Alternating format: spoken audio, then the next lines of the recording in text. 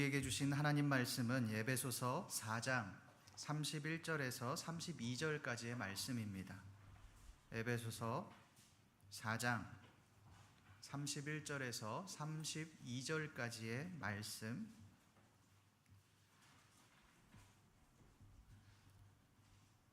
저와 여러분들이 한 목소리로 읽도록 하겠습니다. 시작. 너희는 모든 악독과 노함과 분냄과 떠드는 것과 비방하는 것을 모든 악의와 함께 버리고 서로 친절하게 하며 불쌍히 여기며 서로 용서하기를 하나님이 그리스도 안에서 너희를 용서하심과 같이 하라. 아멘. 여러분이 오늘 말씀을 한번 자세히 보십시오. 이 31절 말씀에 보면 악독, 노함, 분냄이라는 단어가 나옵니다. 이 단어는 분노와 관련된 단어들입니다. 여러분, 바울은 이미 26절 말씀에서 분노에 대해서 언급을 했습니다. 그런데 왜 바울은 다시 분노에 대해서 언급을 하고 있는 것일까요?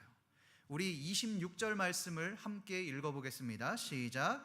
분을 내어도 죄를 짓지 말며 해가 지도록 분을 품지 말고. 26절 말씀에도 동일하게 분노에 대해서 언급을 합니다.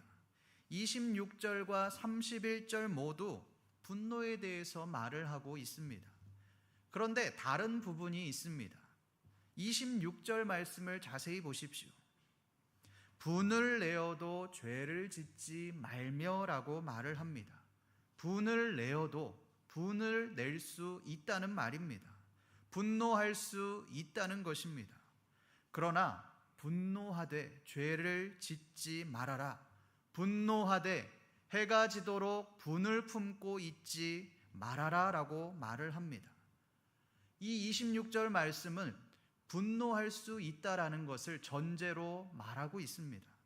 그런데 여러분 31절의 말씀을 보십시오. 악독과 노함과 분냄을 하지 말라라고 그렇게 말을 합니다. 그것을 넘어 이 분노들을 버리라고 그렇게 말을 합니다. 26절과 31절에서 바울은 왜 분노에 대해서 다르게 말을 하고 있는 것일까요? 그것을 알기 위해 악독, 노함, 이 분냄이라고 하는 단어에 대해서 한번 살펴보겠습니다. 바울은 왜 악독, 노함, 분냄을 버리라고 그렇게 말을 할까요? 에베소 교회 안에 성도들끼리 이러한 일들이 있었기 때문에 그렇습니다. 본문에서 에베소 교회 안에 정확히 어떤 일이 있었는지는 알 수 없습니다. 그러나 바울은 골로새 교회에도 이런 비슷한 말을 합니다. 우리 골로새서 3장 8절 말씀을 함께 읽어보겠습니다. 시작. 이제는 너희가 이 모든 것을 벗어버리라. 곧 분함과 노여움과 악의와 비방과 너희 입에 부끄러운 말이라. 골로새서에서도 바울은 동일하게 분노에 대해서 언급을 합니다. 분함, 노여움, 악이라는 단어는 분노와 관련된 그런 단어들입니다. 에베소서에서도 골로새서에서도 바울은 동일하게 분노에 대한 부분을 말하고 있습니다. 그것을 버리라고 말을 합니다. 여러분, 바울은 왜 이토록 강력하게 분노를 버리라고 말을 하는 것일까요? 우리 말씀을 한 번 더 찾아보겠습니다. 야고보서 2장 19절에서 20절까지의 말씀입니다. 시작. 내 사랑하는 형제들아, 너희가 알지니 사람마다 듣기는 속히 하고 말하기는 더디하며 성내기도 더디하라. 사람이 성내는 것이 하나님의 의를 이루지 못함이라. 야고보서의 저자는 분노에 대해서 뭐라고 말을 합니까? 사람이 성을 내는 것, 분노하는 것이 하나님의 의를 이루지 못한다라고 그렇게 말을 합니다. 분노하는 것이 하나님의 의를 이루지 못하기 때문에 분노를 버려야 한다는 것입니다. 분노가 왜 하나님의 의를 이루지 못하는지 우리가 한번 자세히 살펴보겠습니다. 여러분, 바울이 언급한 단어들을 한번 자세히 살펴보십시오. 악독을 먼저 언급합니다. 바울은 왜 노함이나 분냄을 먼저 말하지 않고 악독이라는 단어를 먼저 말하고 있을까요? 악독이라고 하는 그 뜻의 이유가 있습니다. 악독은 남을 해하려고 하는 마음이나 이 교활함, 그것을 의미합니다. 원어적으로 이 악독은 쓴맛, 맹독이라는 뜻을 가지고 있습니다. 악독이라고 하는 단어를 한번 보십시오. 노함, 분냄, 떠드는 것, 비방하는 것은 행동이지만 악독은 행동이 아닙니다. 생각입니다. 악한 마음을 가지는 것입니다. 그런데 왜 분노라는 행동이나 비방하는 그런 죄에 대한 행동을 먼저 언급하지 않고 악독, 악한 생각이나 마음을 먼저 이야기하고 있는 것일까요? 그것은 분노가, 죄악이 악독과 연결되어 있기 때문에 그렇습니다. 여러분, 분노하면 악독한 마음을 품게 되어 있습니다. 나를 분노하게 만드는 그 사람을 해하려는 그 마음을 가지게 되어 있습니다. 우리의 삶을 한번 생각해 보십시오. 누군가 나에게 피해를 주었다. 누군가 나를 힘들게 했다. 그러면 분노합니다. 그런데 그 분노가 어디로 이어집니까? 나를 분노하게 만든 그 사람을 해하는 데까지로 이어집니다. 그 사람에게 복수하고 그 사람을 무너뜨리는 데까지 이어지게 됩니다. 그런데 말씀은 그것을 무엇이라고 말을 합니까? 쓴맛이라고 말을 합니다. 그것을 넘어 맹독이라고 말을 합니다. 여러분, 쓴맛하면 무엇이 생각나십니까? 광야에서의 마라가 생각이 납니다. 마라는 이스라엘 백성들이 광야에서 물을 찾기 위해 사흘길을 걸어서 찾아낸 곳입니다. 그토록 찾았던 그 물을 찾았는데 물이 써서 먹지 못하게 되자 모세를 원망하고 하나님을 원망했던 곳이 바로 마라입니다. 룻기에도 동일하게 마라가 나옵니다. 나오미가 모압 땅에서 두 아들을 잃고 며느리도 떠나가고 오직 하나 남은 며느리 룻과 함께 베들레헴에 이르렀을 때 사람들이 네가 나오미냐라고 묻습니다. 그때 나오미가 이렇게 말을 합니다. 나를 나오미라고 부르지 말고 마라라 부르라. 그 이유에 대해서 이렇게 말을 합니다. 전능자가 나를 심히 괴롭게 하셨음이러라. 광야에서의 마라도, 나오미의 마라도 사람을 향한 원망 같지만 사실은 하나님을 향한 원망이었습니다. 하나님, 왜 우리를 이렇게 괴롭게 하십니까? 하나님, 왜 나를 이렇게 힘들게 합니까? 왜 나를 이곳에서 죽게 내버려 두십니까? 라고 하는 그 원망의 마라였습니다. 바울은 왜 이 악독을 가장 먼저 언급하는 것일까요? 너희들이 사람들을 향해 쉽게 품는 그 악독한 마음이 사람을 향해 품는 것 같지만 사실은 하나님을 향해 품는 것이다 라는 것을 말하고 있는 것입니다. 악독 옆에 붙어있는, 앞에 붙어있는 수식어를 한번 보십시오. 사람들을 향한 악독이라고 말하지 않습니다. 모든 악독이라고 그렇게 말을 합니다. 이 말은 너희가 품는, 사람들을 향해서 악독한 그 마음을 품는 것이 사실은 사람들뿐만 아니라 하나님을 향해 있다라는 것을 말하고 있는 것입니다.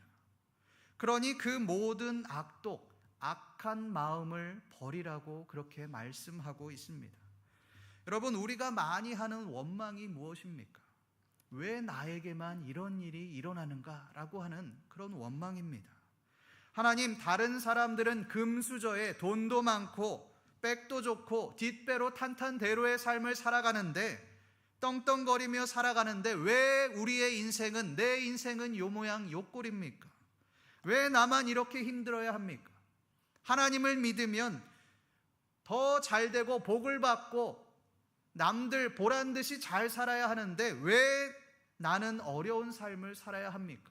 왜 이렇게 찢어지는 삶을 살아야 합니까? 그런 원망입니다. 실제로 우리의 삶을 보면 깜깜 그 자체일 때가 많이 있습니다. 도대체 왜 내 인생은 희망이 보이지 않는가? 나는 무엇으로 살 수 있는가? 왜 나는 이렇게 암울한가? 절망밖에 없다. 그래서 청년들이 취업을 포기하고 가정을 이루는 것을 포기하는 것 아닙니까? 그 포기를 넘어 분노로까지 이어지는 것을 우리가 보게 됩니다. 나를 이렇게 만든 사회, 나를 이렇게 만든 사람들에게 복수하겠다는 것입니다. 그런데 하나님은 이것이 악독이라고 그렇게 말씀하십니다. 마라라고 말을 합니다. 그 마라를 내어버리라라고 그렇게 말을 하고 있습니다. 이스라엘의 선교사로 사역하시는 최요나 선교사님이라는 분이 계십니다. 이 선교사님은 초등학교 때 피부에 이상한 반점이 생기면서 몸이 간지럽기 시작했습니다. 중학교에 들어가면서 피부 질환은 점점 더 심해지기 시작했는데 밤에 잠을 잘 수 없을 정도로 그런 괴로운 매일매일의 밤을 지새웠습니다. 너무 가려워서 피가 나도록 긁어도 시원해지지가 않았습니다. 피부병에 좋다는 약과 약초를 먹었고 무당을 불러서 치료를 해보았지만 아무런 효과가 나타나지 않았습니다. 치료가 끝난 뒤에 집 밖을 나가서 하늘을 보며 우두커니 앉아 있는데 눈물이 하염없이 흘러내렸습니다. 세상에 버려진 고아와 같이 고독감이 자신을 휘몰아쳤고 이렇게 태어나도록 만든 부모님에 대한 원망과 저주가 가슴을 쳤습니다. 대학교에 입학해서는 더 이상 이렇게 살 수 없다라고 생각하며 자살을 결심합니다. 나는 실패자라고 하는 그 열등감으로 죽음 외에는 답이 없었습니다. 그러던 중 친구 따라 MT를 간 여수 예양원에서 하나님을 만났습니다. 그렇게 하나님을 믿고 예수를 믿고 구원을 받으면 전능하신 하나님께서 나의 질병을 치유해 주시겠지, 깨끗게 해 주시겠지, 그렇게 믿었습니다. 그러나 예수를 믿고도 그 병이 치유되어지지 않았습니다. 자신과 부모를 향했던 그 원망은 이제 하나님께로 향하게 되었습니다. 하나님, 어떻게 이러실 수가 있습니까? 하나님, 너무한 것 아닙니까? 예수 믿으면 내 질병이 나아야 되는데 왜 나는 그대로입니까? 왜 나만 이렇게 살아야 합니까? 그렇게 하나님께 눈물과 통곡으로 간절히 기도했습니다. 그렇게 기도하던 중에 선교사님이 깨달은 사실은 병이 낫는 것이 중요한 것이 아니라 하나님께서 나의 실패한 인생 속에 찾아오셨다라고 하는 사실이었습니다. 언제나 신실하게 내가 괴로워하는 그 순간에도 매 순간순간 나와 동행하셨다라고 하는 사실을 깨닫게 되었습니다. 선교사님은 그것에 대해 이렇게 간증합니다. 예전에는 이 병을 고쳐달라고, 치료해달라고, 그리고 완치만 되면 모든 것을 하나님께 드리겠다, 모든 내 삶을 하나님께 바치겠다라고 마음에도 없는 고백을 참 많이 했습니다. 그러나 지금은 이 질병이 낫지 않기를 기도하곤 합니다. 왜냐하면 이 병으로 인해 내가 하나님을 만났고 이 병은 주님께 더 가까이 가도록 돕는 귀한 축복의 도구이기 때문입니다. 성도 여러분, 우리 마음 가운데 분노가 있습니까? 악독이 있습니까? 왜 내 인생은 이 모양 이 꼴이냐라고 하는 원망이 있습니까? 그렇다면 그 원망과 분노를 버리십시오. 하나님은 그 고난을 통해 우리를 만나 주셨습니다. 우리의 삶을 사망에서 생명으로 옮겨 주셨습니다. 우리에게 주어진 고난을 원망이 아니라 감사함으로 나아가시는 저와 여러분들 되시기를 간절히 소망합니다. 그렇다면 우리에게 한 가지 질문이 생깁니다. 그것은 왜 바울은 악독, 노함, 분냄이라고 하는 죄악만 언급하지 않고 완전히 다른 종류인 그 죄악들인 떠드는 것, 비방하는 것을 말하고 있느냐라고 하는 사실입니다. 여러분, 이 떠드는 것이라고 하는 단어를 한번 보십시오. 떠드는 것 하면 우리가 떠오르는 이미지는 무엇입니까? 카페에 사람들이 많이 앉아서 시끌벅적하게 떠드는 그런 장면을 떠올립니다. 그러나 말씀에서 언급하는 이 떠드는 것은 수다를 떠는 시끄러움이 아닙니다. 떠드는 것이라고 하는 단어의 뜻은, 원어적인 뜻은 고함을 치다, 비명을 지르다라는 뜻입니다. 이 단어는 싸움에서 고함을 주고받은 그 사람들을 가리킬 때 사용하는 단어들입니다. 그러한 의미에서 떠드는 것은 다른 사람들과 화를 내고 소리를 지르고 싸우는 사람이라고 할 수 있습니다. 여러분, 바울이 왜 떠드는 것을 언급하고 있을까요? 에베소 교회 안에 성도들끼리, 교인들끼리, 거룩해야 할 성도들이 고함을 치며 싸우는 일이 있었기 때문에 그렇습니다. 제가 매 노회 때마다 노회에 참석을 해보면 싸움이 나는 경우들을 참 많이 보게 됩니다. 저는 처음 목사가 되고 노회를 갈 때 굉장히 기대를 많이 했습니다. 목사님, 장로님들만 모여있는 노회는 과연 어떤 모습일까? 내가 그곳에서 무엇을 배울 수 있을까? 노회라는 곳은 과연 어떤 곳일까? 그런 생각을 가지고 노회에 처음 참여했던 그런 기억이 있습니다. 그런데 제 눈에 비친 노회의 모습은 소리치고 싸우는 모습이었습니다. 거룩하고 경건한 성회가 아니라 서로의 이익과 욕심을 드러내는 그런 다툼이었습니다. 그런데 재미있는 사실은 그 당시에 거기에 참여한 목사님들이 이렇게 말을 하는 것이었습니다. 그래도 오늘 노회는 무탈하게 잘 끝났어. 그렇게 말하더라는 것입니다. 여러분, 그러면 다른 때는 어떠했다는 겁니까? 욕을 하기도 하고 몸싸움이 일어났다라고 하는 거죠. 여러분, 이분들이 그냥 성도가 아닙니다. 각 교회를 대표하는 지도자들입니다. 이것이 바로 떠드는 것이라고 할 수 있습니다. 여러분, 그러면 성도들은 거룩합니까? 그렇지 않습니다. 교회 안에서 싸움과 다툼이 끊임없이 일어납니다. 실제로 강남의 한 교회는 교회 안에서 폭력 사태가 일어나서 소화기와 호신용 스프레이를 뿌리면서 싸움을 벌이는 그런 사건이 있기도 했습니다. 이 사건이 무려 3시간 동안이나 반복되었습니다. 4명이 부상을 입고 병원으로 실려갔습니다. 당시 관할 지역인 수서경찰서는 경찰 타격대까지 동원해서 이 사태를 해결했습니다. 여러분, 이러한 모습을 보는 불신자들은 이 모습을 보며 어떻게 생각하겠습니까? 교회가 어떻게 저렇게 악한가? 어떻게 기독교인들이 저렇게 악독한가? 이런 생각을 하지 않겠습니까? 여러분, 이것이 떠드는 모습입니다. 우리는 그렇게 몸싸움을 해가며 싸우지는 않겠죠. 그러나 교회 안에 우리의 모습을 보십시오. 삶의 자리에서 우리의 모습을 보십시오. 우리 또한 떠드는 삶을 살아가고 있습니다. 그런데 이 떠드는 것 속에는 비방이 포함되어 있습니다.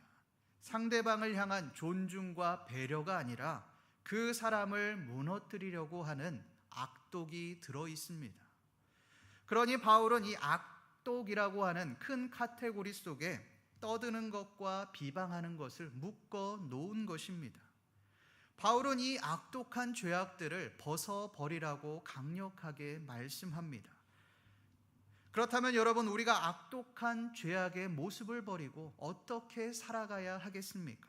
우리 32절 말씀을 함께 읽어보겠습니다. 시작. 서로 친절하게 하며 불쌍히 여기며 서로 용서하기를 하나님이 그리스도 안에서 너희를 용서하심과 같이 하라. 바울은 이 32절 말씀에서 3가지를 언급합니다. 친절, 불쌍히 여김, 용서입니다. 친절이 무슨 뜻입니까? 떠드는 말, 비방하는 말로 사람들에게 상처 주지 말고 친절하게 대하라는 것입니다. 그 사람을 사람답게 하나의 인격체로 존중하라는 것입니다. 우리가 어떻게 친절하게 대할 수 있습니까?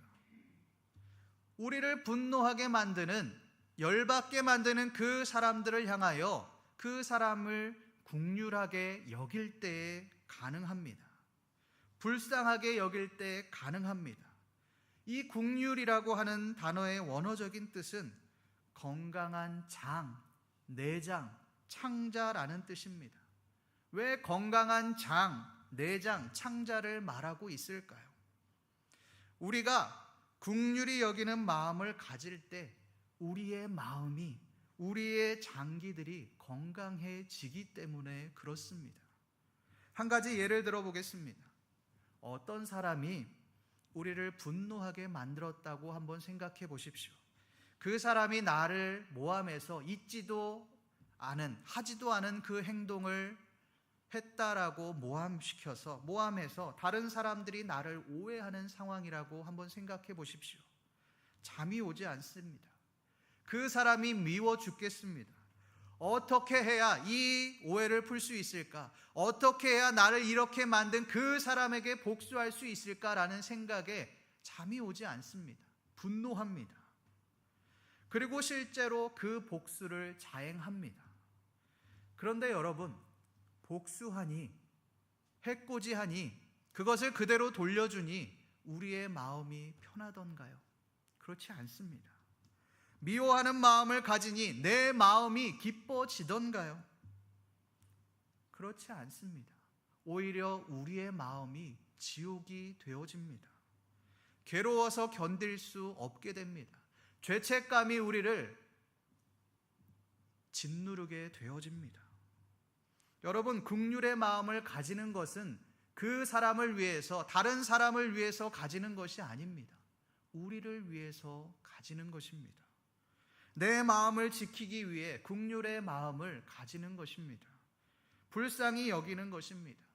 이것이 바로 오늘 말씀에서 불쌍히 여기며의 의미입니다. 그런데 여기에 가장 어려운 부분이 나옵니다. 그것은 바로 용서입니다. 어떻게 참는 것까지는 하겠습니다. 긍휼히 여기는 것, 불쌍히 여기는 것까지는 어떻게 하겠습니다. 그런데 용서하기는 너무나도 어렵습니다. 왜요? 억울하기 때문에 그렇습니다. 내가 이 사람에게 얼마나 피해를 입었는데, 내가 얼마나 억울한 일을 당했는데 이 마음이 사그라들지 않기 때문에 용서를 할 수가 없습니다. 그런데 말씀은 우리에게 용서하라고 그렇게 말씀합니다. 여기에서의 용서는 그냥 용서 한 번 하는 정도의 용서가 아닙니다. 우리 마태복음 18장 22절 말씀을 함께 읽어보겠습니다. 시작. 예수께서 이르시되 이르노니 7번뿐 아니라 7번을 70번까지라도 할지니라. 예수님은 용서에 대해서 이렇게 말씀하십니다. 7번씩 70번을 용서해라. 7 곱하기 77, 539번입니다. 그러면 숫자를 세가며 539번을 용서하라는 말입니까? 그렇지 않습니다. 그냥 용서하고 또 용서하라는 말입니다. 계속 용서하라는 것입니다. 여러분, 그것이 어떻게 가능합니까? 우리 32절 하반절 말씀을 함께 읽습니다. 시작. 하나님이 그리스도 안에서 너희를 용서하심과 같이 하라. 우리가 용서할 수 있는 것은 우리의 노력이 아닙니다. 용서하기 위해 노력하고 또 노력하라는 말이 아닙니다. 하나님이 그리스도 안에서 우리를 용서하신 것 같이 우리도 용서하라는 말입니다.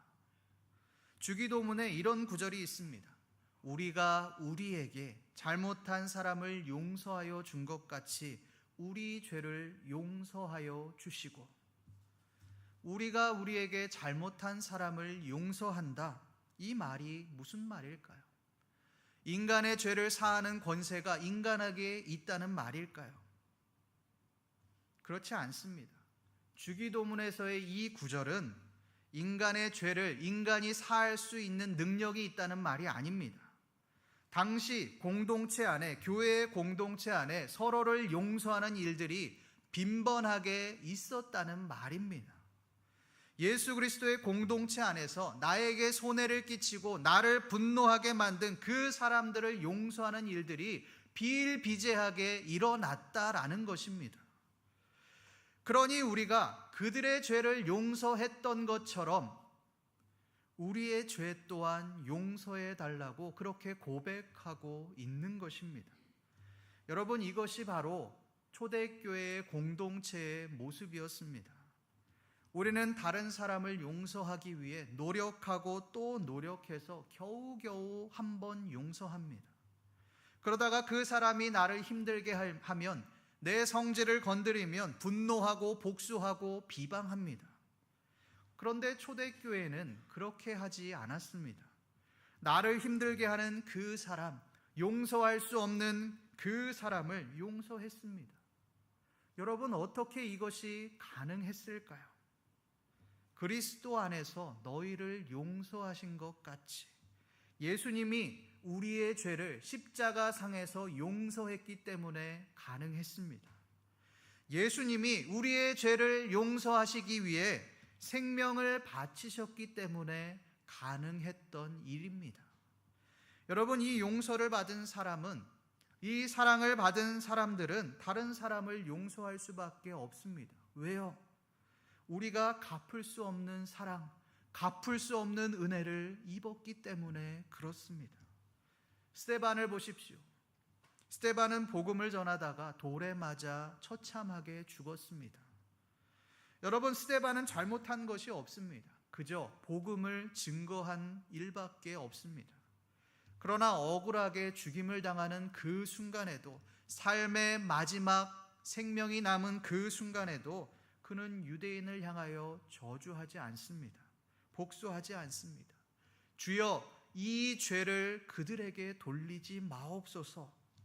자신을 죽이는 그 유대인들의 편에 서서 그들을 감쌌습니다. 여러분, 스데반이 이렇게 할 수 있었던 이유가 무엇이겠습니까? 스데반 자신 또한 그리스도를 통해 갚을 수 없는 은혜를 입었기 때문에 그렇습니다. 성도 여러분, 우리가 용서해야 하는 이유가 무엇입니까? 착하게 살기 위해서가 아닙니다. 우리의 믿음을 보여주기 위해서도 아닙니다. 우리 또한 용서를 받았기 때문에 그렇습니다. 복음의 빚진 자로서 우리 또한 그리스도의 생명으로 죽었다가 다시 살아났기 때문에 그렇습니다. 여러분, 진짜 죽었다가 다시 살아난, 죽을 위기를 넘긴 사람들은 용서하는 것이 어렵지 않습니다. 그러나 우리는 이 은혜를 받고도 용서하지 못하는 삶을 살아갑니다. 구원에 감격하지 못하는 삶을 살아가고 있는 것입니다. 오늘 말씀에서 이 바울이 그리스도 안에서 너희를 용서하심과 같이 용서하라고 말씀하신 것처럼 우리가 용서할 수 없는, 분노하는 그 사람들까지도 우리가 받은 은혜를 기억하며 용서의 자리, 사랑의 자리로 나아가시는 신림교회 모든 성도님들 되시기를 간절히 소망합니다. 기도하겠습니다. 하나님 아버지, 오늘 말씀을 통하여 용서가 무엇인지를 깨닫게 하시니 감사를 드립니다. 하나님, 우리는 용서하는 마음보다는 악독한 마음을 품고 분노한 삶을 살아갈 때가 많이 있음을 고백합니다. 아버지, 다른 사람을 향하여 우리의 분노를 쏟아냈음을 고백합니다. 하나님, 우리를 용서하여 주시고 우리를 용서하신 그리스도의 은혜를 기억하며 우리 또한 용서의 자리로 나아갈 수 있는 우리의 삶이 되어질 수 있도록 주여 도와주시옵소서. 감사드리며 살아계신 우리 주 예수 그리스도의 이름으로 기도드립니다. 아멘.